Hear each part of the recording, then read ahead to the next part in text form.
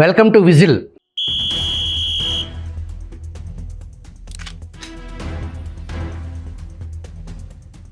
ఏదైతే గడిచిన 5 సంవత్సరాల జగన్మోహన్ రెడ్డి పరిపాలనలో తెలుగుదేశం పార్టీ యాక్టివిస్ట్గా ఇంగ్లాండ్ నుంచి సోషల్ మీడియాలో యాక్టివ్గా ఉండి జగన్మోహన్ రెడ్డి పాలన మీద చాలా పదునైన విమర్శలు చేస్తున్నటువంటి యష్ బదులూరి ఆయన్ని లుకౌట్ నోటీస్ జారీ చేసి శంషాబాద్ ఎయిర్పోర్ట్లో జగన్మోహన్ రెడ్డి గవర్నమెంట్లో తన తల్లికి అనారోగ్య కారణంగా చూడటానికి ఇండియా వచ్చినటువంటి యష్ని ఎయిర్పోర్ట్లో అదుపులోకి తీసుకుని నేను వస్తాను, డైరెక్ట్గా నా తల్లిని చూసి అక్కడి నుంచి మీరు నాతో రండి, అక్కడి నుంచి నేరుగా మీ ఎమ్మటే వస్తాను, 1 గంట పర్మిషన్ ఇవ్వండి అని అంటే అలా కుదరదు అని చెప్పి ఆనాటి పాలనలో ఒక ఎన్ఆర్ఐ సాక్షాత్తు బాధితుడు. కానీ ఆ 5 సంవత్సరాల జగన్మోహన్ రెడ్డి పాలనలో జగన్మోహన్ రెడ్డికి అనుకూలంగా నాటి ప్రతిపక్ష నాయకుల్ని, చంద్రబాబు గారిని, ఆయన కుటుంబ సభ్యుల్ని అత్యంత దారుణంగా, ఫర్ ఎగ్జాంపుల్ అమెరికాలో ఉన్నటువంటి కుక్కల డాక్టర్ పంచి ప్రభాకర్ ఇవాళకి అతని మీద కోర్టుల్లో ఉన్నత న్యాయస్థానం జడ్జెస్ని తీవ్రంగా దూషించిన దాని మీద సిబిఐ కేసు కూడా రిజిస్టర్ అయింది. కానీ అక్కడి నుంచి ఏ ఒక్క ఎన్ఆర్ఐని కూడా ఇక్కడికి తీసుకొచ్చిన పరిస్థితి ఈ 1 ఇయర్ కాలం కూటమి ప్రభుత్వం ఏర్పడిన తర్వాత ఇప్పటి వరకు జరగలేదు. ప్రస్తుతం మన స్టూడియోలో ఇంగ్లాండ్ నుంచి వచ్చి అమరావతిని సందర్శించి ఇక్కడ జరుగుతున్న పరిస్థితుల్ని పర్యవేక్షించి విజిల్ ప్రేక్షకులతో ముచ్చటించడానికి యష్ బదులూరి విజిల్ స్టూడియోలో ఉన్నారు. నమస్కారం అండి. నమస్కారం సార్. మొన్న లాస్ట్ టైం ఏదైతే జగన్మోహన్ రెడ్డి పాలనలో మిమ్మల్ని ఒకసారి ఆ టైంలో మీరు ఏదైతే వచ్చారో ఆ వచ్చినప్పుడు మీకు కొంత కోర్టు ఇమీడియట్గానే రిలీఫ్ ఇచ్చింది. ఆ సమయంలో ఇంటర్వ్యూ చేశాను. మళ్ళీ ఈ ప్రభుత్వంలో, మీ ప్రభుత్వంలో, మీరు కోరుకున్న ప్రభుత్వంలో మీరు స్వేచ్ఛగా ఇక్కడికి వచ్చారు యుఎస్ నుంచి. ఎలా ఉంది పరిస్థితులు? అంటే ఆనాటి ప్రభుత్వం జగన్మోహన్ రెడ్డి గారి ప్రభుత్వంలో ఉగ్రవాది పరిపాలన చూసాము. ఈనాటి చంద్రబాబు నాయుడు గారి కూటమి ప్రభుత్వంలో ప్రజా పరిపాలన చూస్తున్నాము. ఉగ్రవాది పరిపాలనకి ప్రజా పరిపాలనకి చాలా తేడా ఉంటుంది. ప్రజలే ప్రత్యక్షంగా చూస్తున్నారు. ఈరోజు ఖచ్చితంగా కూటమి ప్రభుత్వంలో ప్రజలు సంతోషంగా ఉన్నారు. ప్రజలు ఈరోజు స్వేచ్ఛగా తిరగగలుగుతున్నారు, స్వేచ్ఛగా మాట్లాడగలుగుతున్నారు అనడానికి ఎన్నో ఉదాహరణలు మన మధ్యలో ఉన్నాయి. కానీ గత జగన్మోహన్ రెడ్డి ప్రభుత్వంలో ప్రశ్నించిన వాళ్ళని చంపేయటం, ప్రశ్నించిన వాళ్ళని దొంగ కేసులు పెట్టడం, మాలాంటి వాళ్ళని అరెస్ట్ చేసి చంపేయాలని ప్రయత్నం చేయటం, అలా రకరకాల వేధింపులకు గురైన వాళ్ళలో నేను కూడా ఒకడిని. ఆంధ్రప్రదేశ్ రాష్ట్ర ప్రజలతో పాటు నేను కూడా బాధితున్నే.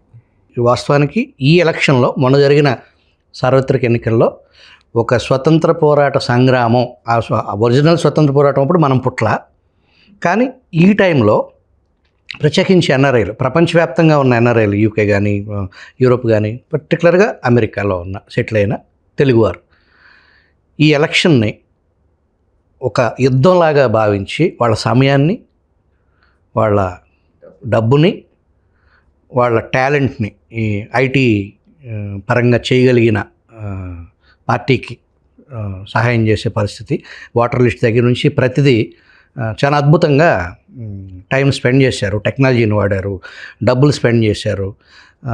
ఏంటి అంత ఇదిగా చేయాల్సిన పరిస్థితి? ఎందుకు ఫీల్ అయ్యారు అలా?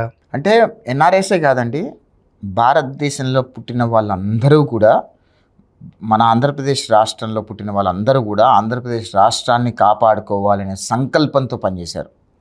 2019లో జగన్మోహన్ రెడ్డి ఏ రకంగా అయితే ప్రజల్ని నమ్మించి మోసం చేసి ప్రజల్ని బురిడి కొట్టించి అధికారంలోకి వస్తే అందరూ ఏమనుకున్నారంటే జగన్ రెడ్డి అన్నాడు యువకుడు ఏదో చేస్తాడు, తండ్రి అధికారం అడ్డు పెట్టుకొని 33,000 కోట్ల రూపాయలు దొబ్బేసినా సరే ఈసారి అవకాశం ఇస్తే కనీసం ప్రూవ్ చేసుకుంటాడు అని చెప్పి నమ్మి ఓట్లేస్తే మళ్ళీ జగన్మోహన్ రెడ్డి అధికారంలోకి వచ్చి దోచుకోవడం దాచుకోవడమే ప్రాతిపదికన రాష్ట్ర ఖజానాను దోచుకోవడం, రాష్ట్రం మీద అప్పు చేయటం, రాష్ట్రంలో వనరులను కొల్లగొట్టడం, ఈ రకంగా రాచకాలు సృష్టిస్తుంటే చదువుకున్న వాళ్ళందరూ కూడా అయ్యో మా రాష్ట్రం నాశనం అయిపోతుంది, అనవసరంగా జగన్మోహన్ రెడ్డి లాంటి వ్యక్తికి ఓటేశారు ప్రజలు తెలియక అని చెప్పి అందరూ కూడా ఫీల్ అయ్యారు. తద్వారా ఎన్ఆర్ఐలు ఇనిషియేటివ్ ఎంత తీసుకున్నారంటేనండి, ఎప్పుడైనా మన దేశ రాజకీయాల్లో ఒక డ్రాబ్యాక్ ఉంది.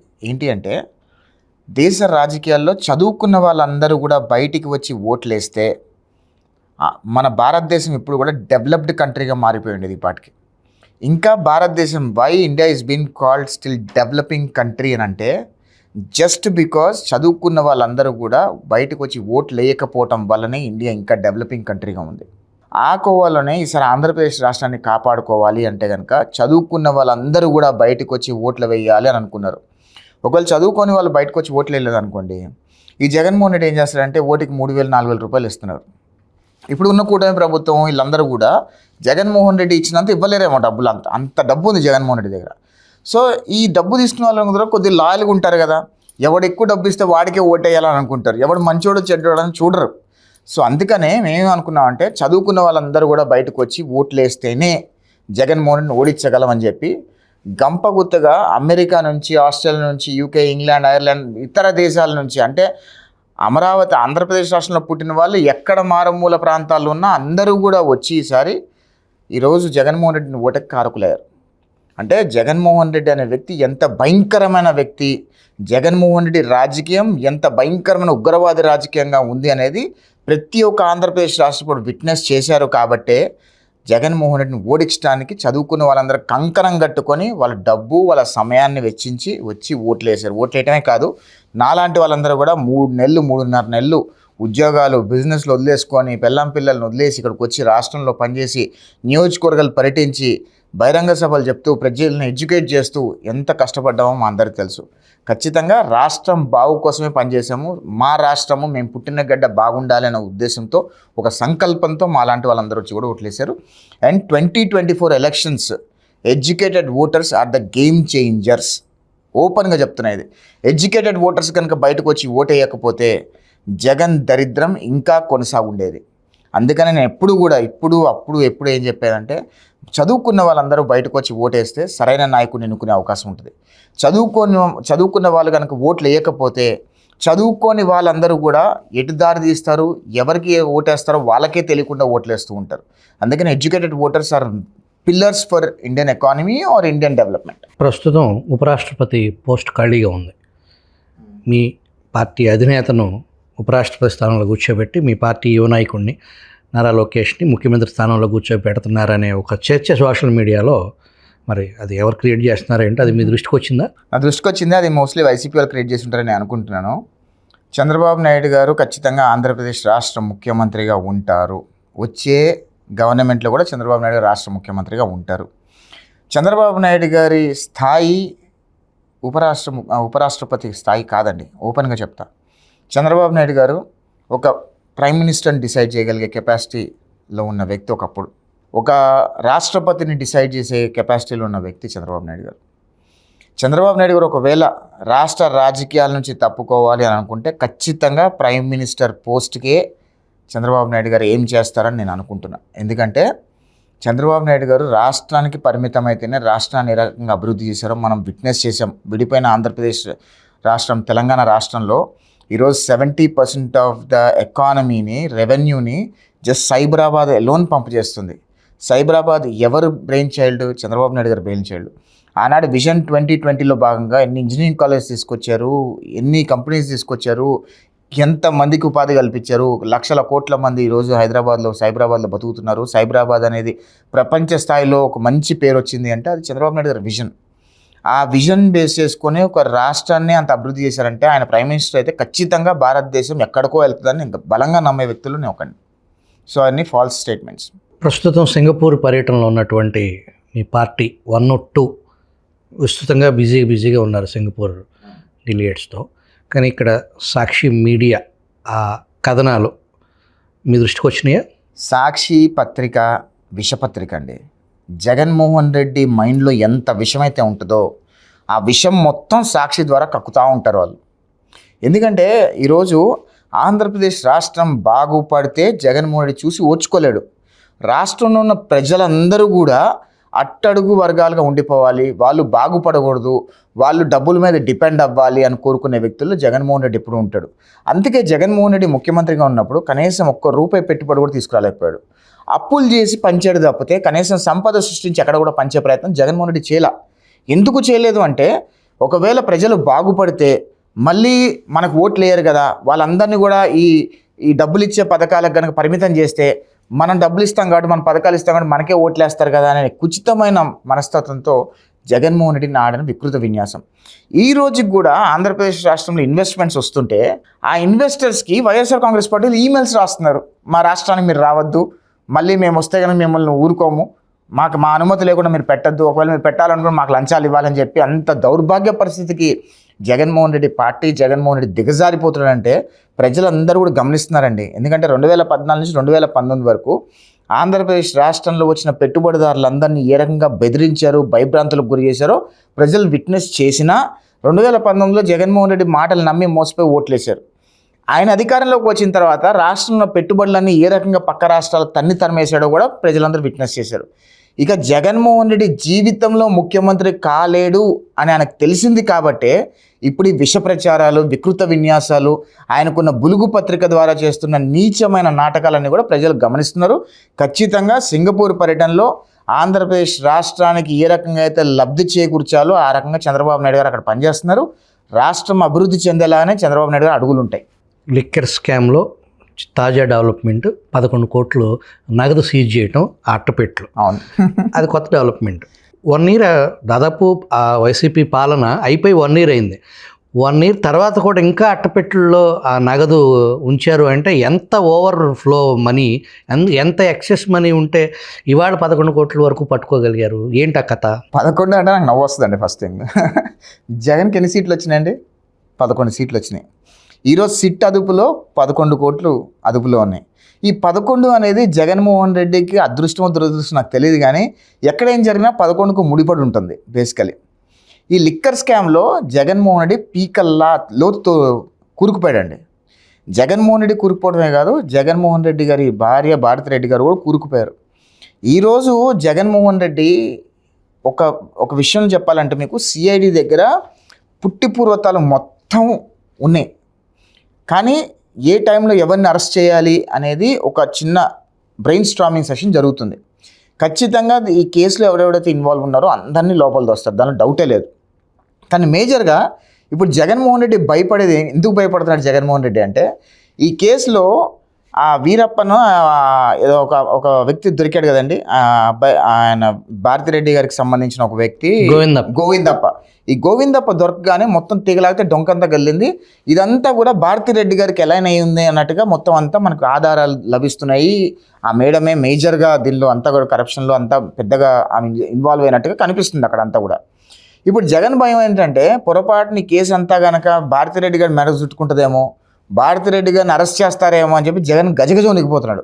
అందుకే మీరు చూస్తే రీసెంట్గా గవర్నర్ గారితో గంట సేపు భార్యాభర్తలు ఇద్దరు కూర్చొని చర్చించారు. ఎందుకు చర్చించారన్న ప్రజలకు ఐడియా ఉండకపోవచ్చు, నేను చెప్తా ఎందుకు చర్చించారనేది. గవర్నర్ గారు కేంద్ర ప్రభుత్వానికి రథసారథిగా ఉంటారు. ఆయన అక్కడ ఏమైనా ఇష్యూస్ ఉంటే సాల్వ్ చేయడం. ఈయన జగన్మోహన్ రెడ్డి గవర్నర్ గారి దగ్గరికి వెళ్ళి రాయబారం నడిపే ప్రయత్నం చేస్తున్నాడు. ఏం రాయబారం నడుపుతున్నాడు అంటే, ఒకవేళ అరెస్ట్ చేస్తే నన్ను అరెస్ట్ చేయండి, కానీ భారతిరెడ్డి గారిని మాత్రం టచ్ చేయకండి అనే రాయబారం నడిపించే ప్రయత్నం చేస్తున్నాడని నేను అనుకుంటున్నా. ఎందుకంటే ఈ లిక్కర్ స్కామ్ మొత్తంలో అవినాష్ రెడ్డి దగ్గర నుంచి, పెద్దిరెడ్డి దగ్గర నుంచి, మిథున్ రెడ్డి దగ్గర నుంచి వీళ్ళందరూ కూడా కింద లెవెల్లోనే ఉన్నారు. వాళ్ళంతా కూడా మేజర్గా డబ్బు ఎవరి దగ్గరికి వచ్చింది అని తీగలాగుతున్నప్పుడల్లా అన్ని పాయింటర్ ఫింగర్స్ కూడా అన్ని భారతిరెడ్డి గారు, జగన్ రెడ్డి గారి సైడే చూపిస్తున్నాయి. ఈ భారతిరెడ్డి గారిని అరెస్ట్ చేస్తే కనుక జగన్ గజగజ వణికిపోతాడు. సో అందుకనే భారతిరెడ్డి గారు అరెస్ట్ కాకుండా కాపాడే ప్రయత్నంలో భాగంగానే గవర్నర్ గారి దగ్గరికి కానివ్వండి, బీజేపీ వాళ్ళ దగ్గరికి కానీ రాయబారాలు పంపించి ఏదో రకంగా కాపాడే ప్రయత్నం చేస్తున్నారు. కానీ ఖచ్చితంగా ఆంధ్రప్రదేశ్ రాష్ట్ర ప్రభుత్వం ఈసారి లిక్కర్ స్కామ్లో ఎవరెవరైతే ఉన్నారో అందరినీ కూడా లోపలేసే ప్రయత్నం చేస్తుంది. ఒక నెల అటు ఇటు కావచ్చేమో, కానీ ఖచ్చితంగా వీళ్ళందరూ కూడా జైలుకి వెళ్ళి చెప్పుకొడుతున్నక తప్పదు. జగన్మోహన్ రెడ్డి ఎటు తిరిగి జైల్లో చెప్పుకొడుతున్న అలవాటు ఉంది కాబట్టి ఆయన అడ్జస్ట్ అయిపోతాడు, నేను వెళ్తాను అంటున్నాడు. కానీ ఖచ్చితంగా ఎవరైతే దీనిలో కింగ్పిన్స్ ఉన్నారో, ఎవరైతే అస్సలు సూత్రధారులు పాత్రధారులు వాళ్ళందరినీ కూడా అరెస్ట్ చేసే ప్రయత్నం కూటమి ప్రభుత్వం చేస్తుంది.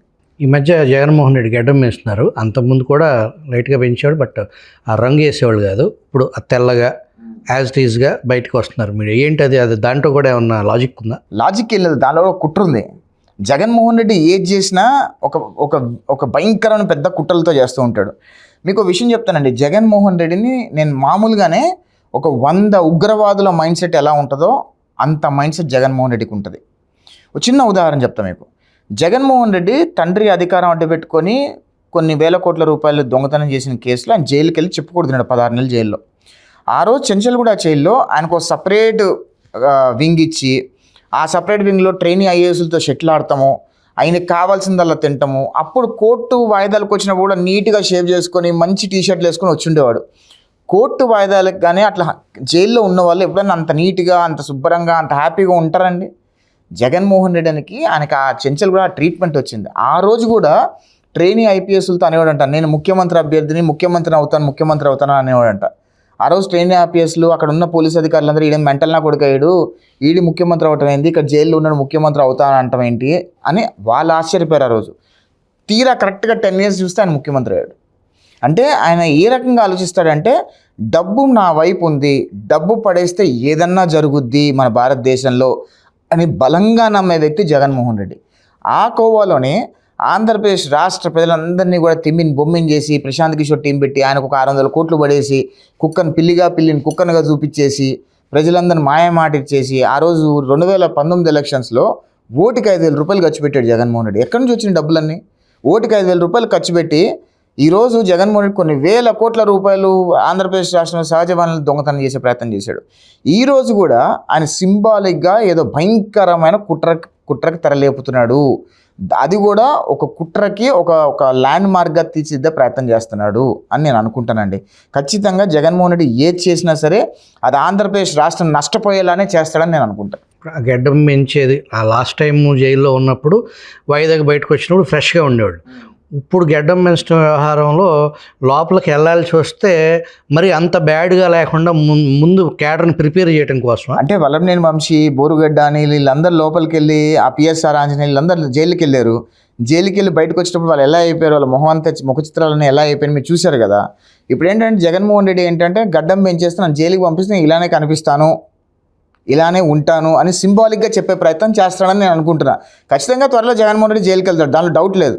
ఆ జైలుకి వెళ్తే జైలు లోపల ఆయన పరిస్థితుల ఆహభావాలు ఎలా ఉంటాయో అది సింబాలిక్గా ఇప్పుడే బయట ఉండి ప్రజలకు చూపించే ప్రయత్నం చేస్తున్నాడు, వాళ్ళ క్యాడర్కి చూపించే ప్రయత్నం చేస్తున్నాడేమో నేను అనుకుంటున్నాను.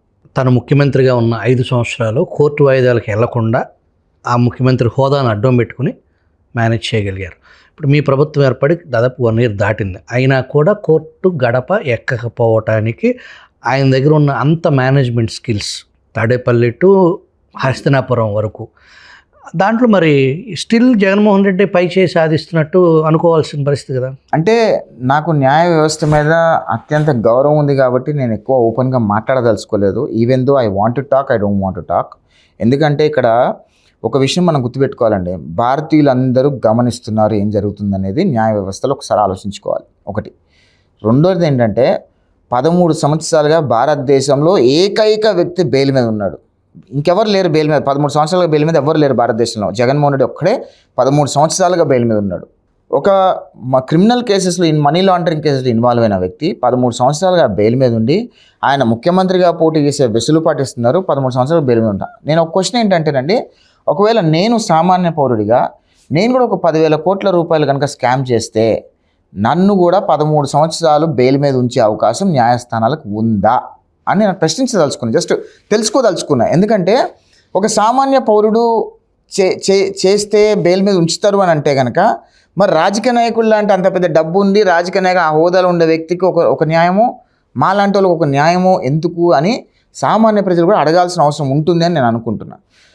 ఆల్ సెడ్ అండ్ డన్ నేనేమనుకుంటున్నానంటే ఇది కేసు మొత్తం సిబిఐ చేతుల్లో ఉంది. సిబిఐ వాళ్ళు ఏ రకం నిన్న కూడా ఐ థింక్ 1 week బ్యాక్ కూడా సుప్రీంకోర్టు చివాట్లు పెట్టింది సిబిఐని. ఎన్ని రోజులు ఇంకా నానుస్తారు ఇది? ఇక్కడ ఎట్లా జరుగుతుందంటే అండి, జగన్మోహన్ రెడ్డి చాలా తెలివిగా ఒక అడ్వకేట్, ఒక మెజిస్ట్రేట్ వచ్చాడు అనుకోండి, ఆ మెజిస్ట్రేట్ ముందు వాదనలన్నీ వింటారు, మళ్ళీ కేసు ఆఖరికి వచ్చేసరికి ఆ మెజిస్ట్రేట్ ట్రాన్స్ఫర్ అయిపోతాడు, మళ్ళీ ఇంకో మెజిస్ట్రేట్ వచ్చి మొత్తం వింటాడు, మళ్ళీ కేసు ఆఖరికి వచ్చేసరికి మెజిస్ట్రేట్ మారిపోతున్నాడు. అది మరి యాదృచ్ఛికంగా జరుగుతుందా లేకపోతే దానిలో ఏమైనా ఇన్ఫ్లుయెన్స్ ఉందా అనేది ప్రజలకు కూడా అర్థం కావట్లా, మాకు కూడా అర్థం కావట్లా.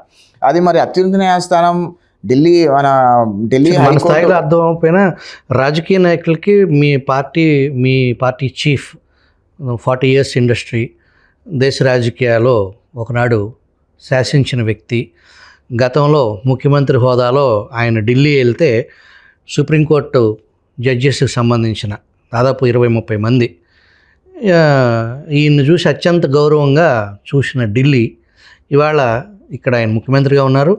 ఆయన మద్దతు ఇస్తున్న పార్టీ కూటమి ఎన్డీఏ అలయన్స్లో అక్కడ బీజేపీ ప్రభుత్వంలో ఉంది. ఈ దేశంలో న్యాయ వ్యవస్థ ఏం జరుగుతుంది, ఎటువైపు వెళ్తుంది, ఏం చేస్తుంది అనే దానికి సంబంధించి వైఎస్ వివేక హత్య కేసులో ఒక ఆడగూతురు, ఒక విద్యావంతురాలు తన ఆవేదనని రకరకాల ప్లాట్ఫామ్స్ మీద ఆవిడ వినిపించారు. ఈ ముఖ్యమంత్రిని పలుమార్లు కలిశారు. సుప్రీంకోర్టుకి, హైకోర్టుకి ఆవిడ ఎక్కని గడప దిగని గడప లేదు. ఆవిడకి అసలు న్యాయం జరిగే పరిస్థితి ఉందా ఈ కుట్రపూరితమైన రాజకీయ వ్యవస్థలో? అంటే నేను ఏమంటానంటేనండి, రాజకీయాల న్యాయ వ్యవస్థలో రాజకీయం అనేది ఉండకూడదు అని నేను బలమైన నమ్ముతాను. నేను ఈరోజు వివేకానంద రెడ్డి గారిది ప్యూర్ మర్డర్ కేస్ అని చెప్పి చిన్నపిల్లని అడిగినా చెప్తున్నారు. అది వాస్తవం. ఎందుకంటే జగన్మోహన్ రెడ్డి కాంపౌండ్లో జరిగిన మర్డర్ కేసు ఈ రోజుకి కూడా ఒక కొలిక్కి తీసుకురాకుండా మరి సిబిఐ వాళ్ళు ఎందుకు నాన్స్తున్నారు, సిబిఐ ఎందుకు దాన్ని ముందు తీసుకెళ్లే ప్రయత్నం చేస్తున్నారు, దాని వెనుక ఎవరు పెద్ద పెద్ద శక్తులు ఎవరు అడ్డుకుంటున్నారు అనేది ప్రజలు గమనిస్తున్నారు. ప్రజలకు ఒక ఐడియా ఉంది. సిబిఐ అనేది పంజరంలో చిలక, అది ఎవరి పలుకులు పలికిద్ది అనేది ప్రజలందరికీ తెలిసిన విషయమే కదా.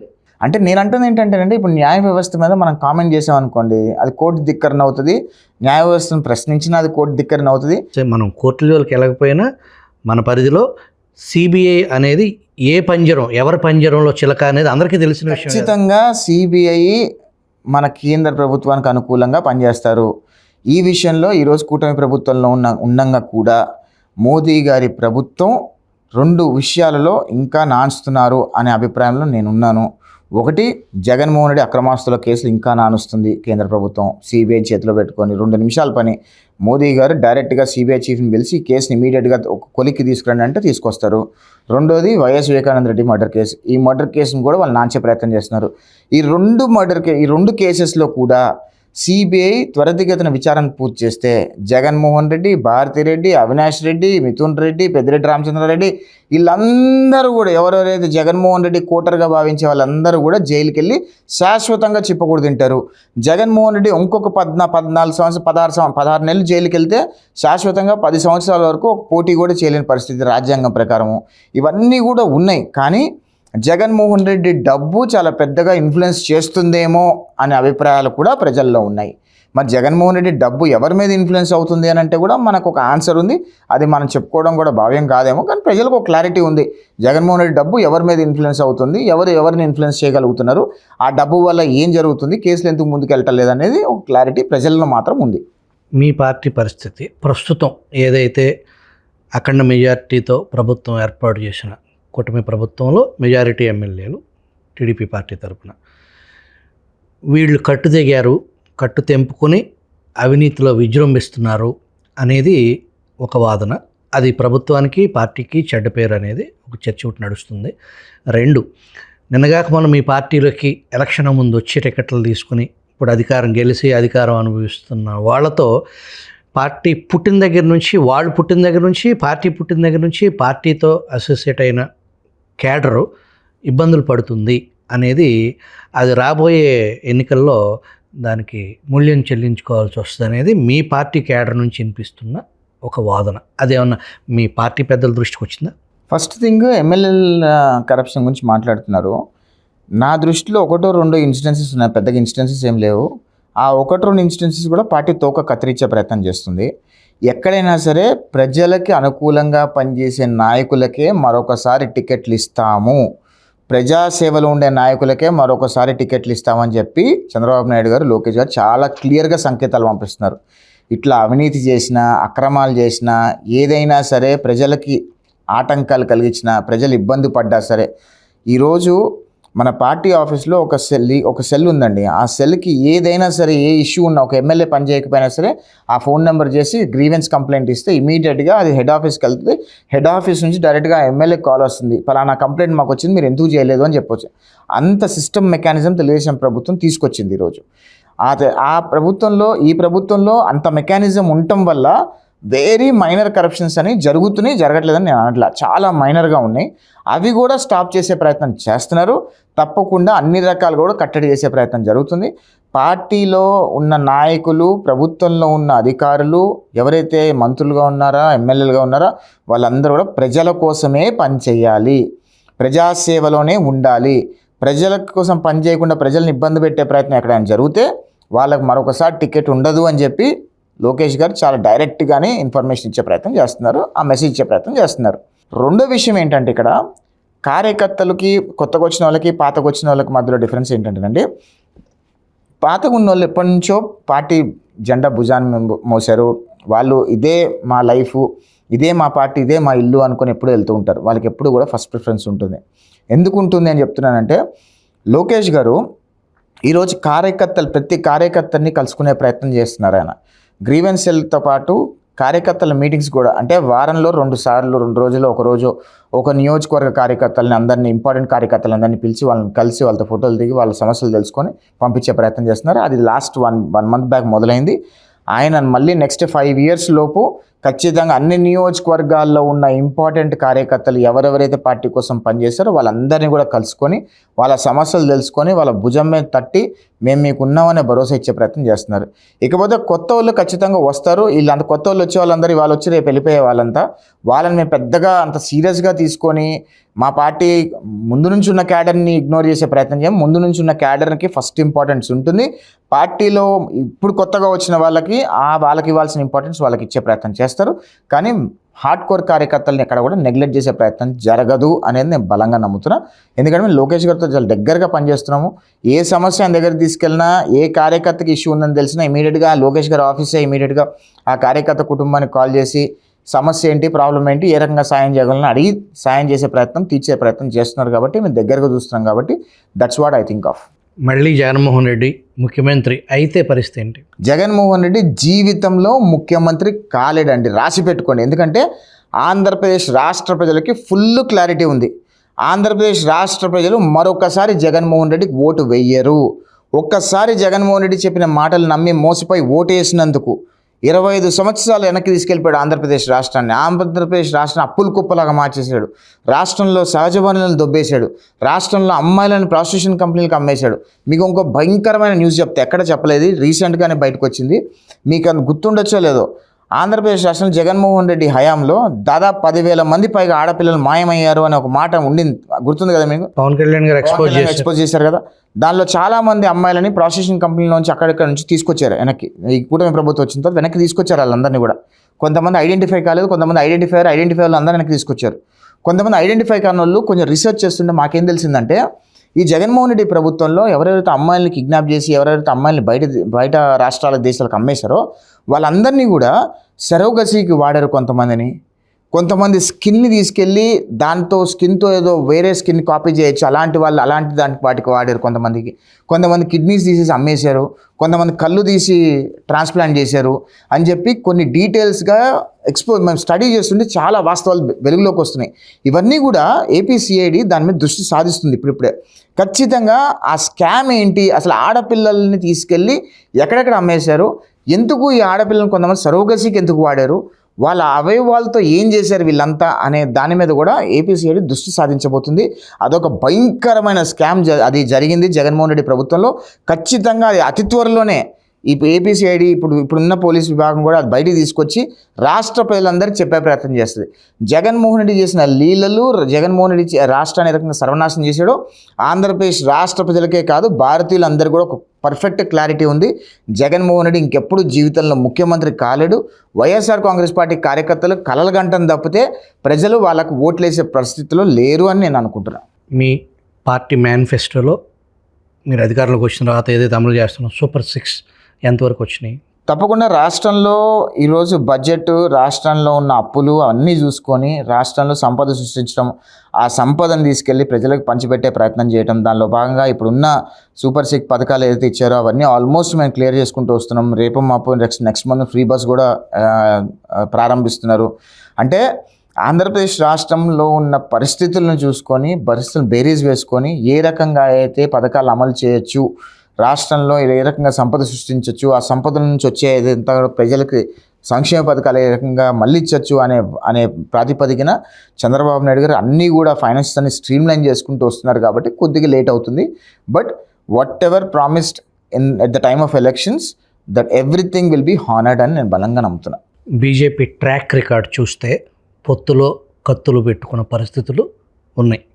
ప్రస్తుత పరిణామాలు జగన్మోహన్ రెడ్డి స్వేచ్ఛాయుత వాతావరణంలో హ్యాపీగానే ఆయన రాజకీయం ఆయన సాగుతుంది.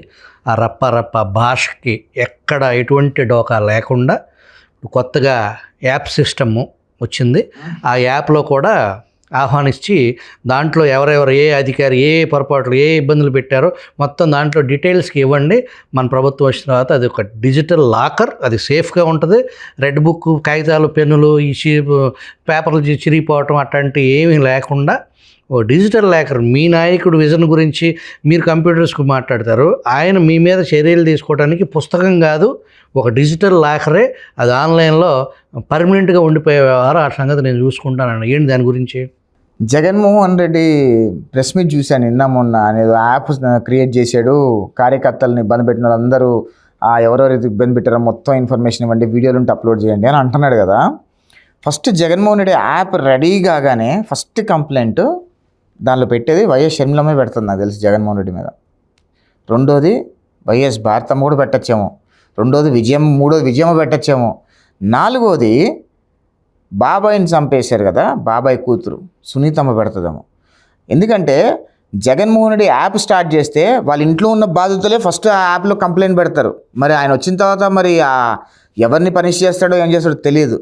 2019 నుంచి 2024 వరకు జగన్మోహన్ రెడ్డి బాధితులు అందరూ కూడా యాప్లోకి వెళ్ళి నీ దరిద్రం వల్లేరా బాబు మేము ఇట్లా నాశనం అయిపోయింది, నీ పుణ్యం అనుకుంటే నీ ప్రభుత్వం లేరా మాకు ఇంత అన్యాయం జరిగింది, ఇది అన్యాయాలు జరిగాయని చెప్పి కూడా రాస్తారు దానిలో. జగన్మోహన్ రెడ్డి ఏంటంటే ఒక సైక్యాటిక్ వ్యక్తి అని నా ఫీలింగ్ అండి. ఎందుకంటే ఈరోజు అపరిచితుల్లాగా ఈరోజు లేచేసి ఒక మాట మాట్లాడేసి మళ్ళీ వెళ్ళి పడుకొని మళ్ళీ ఏదో లేచినాం మళ్ళీ ఒక మాట మాట్లాడతాం, ఇవన్నీ చేస్తూ ఉంటాడు. జగన్మోహన్ రెడ్డి అనే వ్యక్తి ఆయన అహభావాలు, ఆయన చేస్తున్న చేష్టలు, ఆయన ఏదైతే క్యాడర్కి ఆయన ఏదైతే మెసేజ్ ఇస్తున్నాడో అవన్నీ కూడా ఒక ఉగ్రవాది మనస్తత్వంలో ఉన్న వాళ్ళు ఏ రకంగా అయితే బిహేవ్ చేస్తారో, ఏ రకంగా అయితే ఆయన వాళ్ళ అహభావాలు ఉంటాయో ఆ రకంగా జగన్మోహన్ రెడ్డి ఆ భావభావాలు చూపిస్తున్నాడని నా అభిప్రాయం. ఇకపోతే ఆయన అధికారంలోకి వచ్చేది లేదు, సచ్చేది లేదు, ఆ లాకరు అది ఏదో చెప్తున్నాడు, అవన్నీ కూడా గాలి మాటలు. అవన్నీ కూడా ఈరోజు ప్రజలు కూటమి ప్రభుత్వం చాలా సంతోషంగా ఉన్నారు. ఎందుకంటే చంద్రబాబు నాయుడు గారు ఆంధ్రప్రదేశ్ రాష్ట్రాన్ని అభివృద్ధి పదవులు నడిపించే ప్రయత్నం చేస్తున్నారు. ఖచ్చితంగా విజన్ 2040 కింద ఆంధ్రప్రదేశ్ రాష్ట్రం మన భారతదేశంలో టాప్ 3 స్టేట్స్లో ఒక స్టేట్గా ఉండబోతుంది. ఖచ్చితంగా మన ఆంధ్రప్రదేశ్ రాష్ట్రం వైపు యావత్తు ప్రపంచ స్థాయి పారిశ్రామికవేత్తలందరూ ఈరోజు ఆంధ్రప్రదేశ్ రాష్ట్రం వైపు చూస్తున్నారు.